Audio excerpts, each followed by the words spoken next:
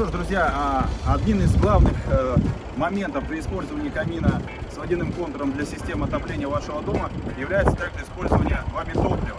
Если вы используете дрова и ваш камин, как наш, собирает воздух из улицы, то вам прежде всего необходимо оставить его полностью открытым. Но когда вы решили, что другой системы отопления у вас нет, или у вас отключилось электричество и вам нужно, чтобы отопление в доме продолжало работать, и вы топите его брикетами, и брикеты эти, как правило, береза или дуб, то главная задача нужно это перекрыть наполовину поступления воздуха, для того, чтобы брикеты не сгорали быстро в течение получаса.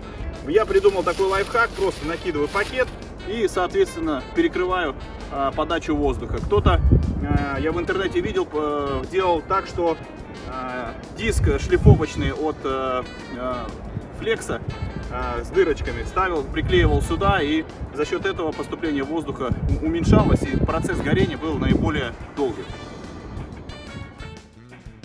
Ну, а в этом видео я хотел бы вам показать, как камин горит, когда он только установлен, абсолютно новый.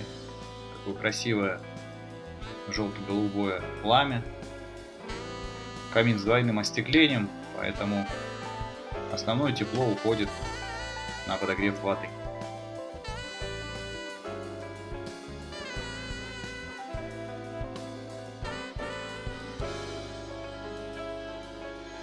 Ну а в этом слайд-шоу я показываю вам, как делать не нужно это количество закладки брикетов и дров, и к чему это приводит.